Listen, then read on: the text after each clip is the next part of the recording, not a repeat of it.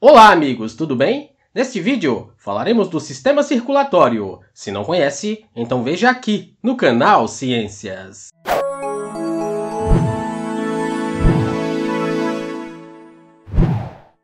O sistema circulatório, ou sistema cardiovascular, é o sistema que faz o transporte das substâncias no nosso organismo. Ele pode ser dividido em sistema circulatório sanguíneo e sistema circulatório linfático. Agora, vamos conhecer os componentes desses sistemas. O sistema circulatório sanguíneo é formado pelo coração e também pelos vasos sanguíneos. Esses vasos são compostos pelas artérias, pelas arteríolas, pelos capilares, pelas veias e pelas vênulas. O coração é um órgão muscular e fica localizado na cavidade torácica, bem atrás do osso do nosso peito, que é chamado de externo, e acima de outro músculo, que é chamado de diafragma. Ele é envolvido por uma membrana serosa, chamada de pericárdio. Na parte interna do coração, possui 4 câmaras, ou seja, ele é tetracavitário. As cavidades cardíacas superiores são os átrios, direito e esquerdo, e as cavidades inferiores são os ventrículos direito e esquerdo,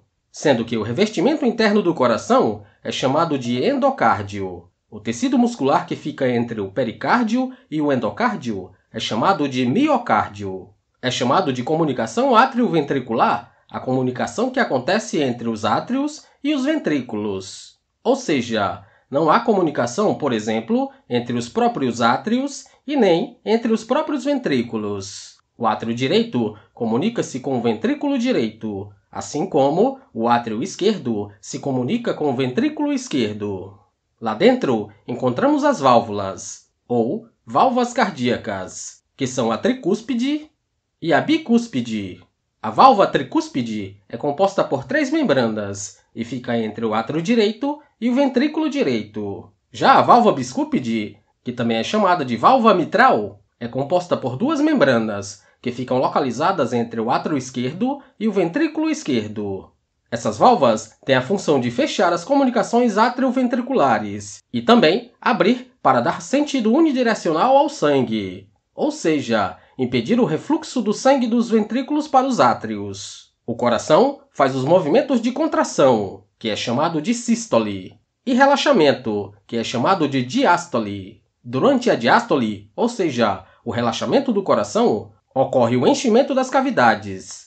Já durante a sístole, que é a contração, ocorre o esvaziamento dessas cavidades cardíacas. Os batimentos acontecem da seguinte maneira: enquanto a parte superior do coração, onde estão os átrios, contrai-se, a parte inferior, onde estão os ventrículos, relaxam-se.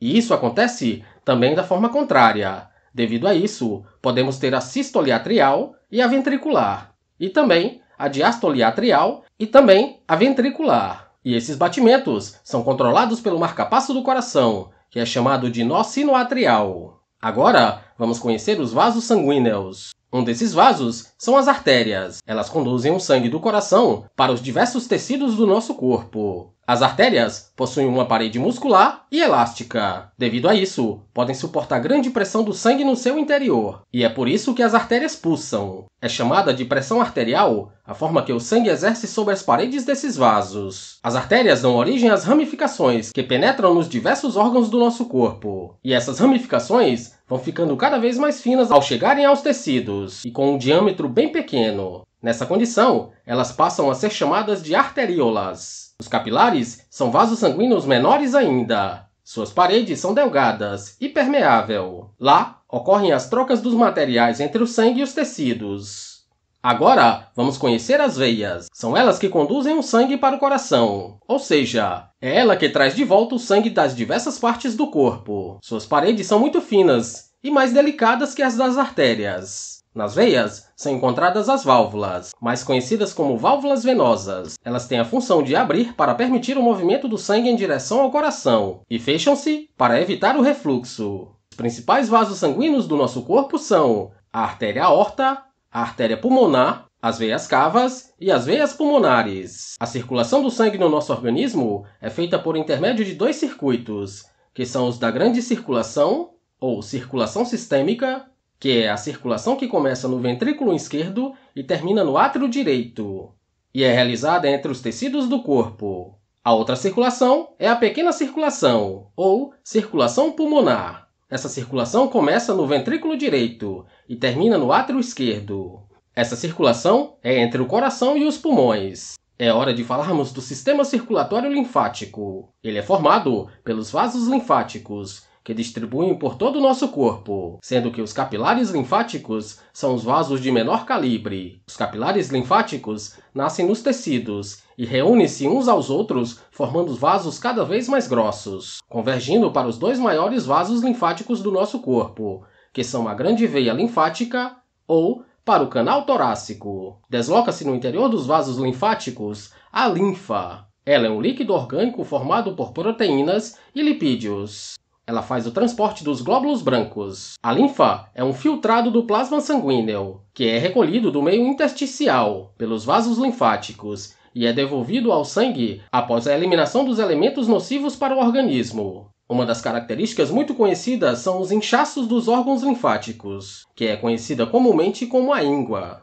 Esses inchaços são provocados quando o nosso organismo tem algum tipo de infecção. Em consequência disso, os glóbulos brancos dos linfonodos, bem próximo ao local da infecção, começam a multiplicar para combater esses invasores. Assim, os glândulos incham, dando origem às famosas ínguas. Os órgãos que compõem o sistema circulatório são de extrema importância para a realização das atividades vitais do nosso organismo. O coração, por exemplo, serve como uma bomba que impulsiona o sangue para todas as partes do corpo.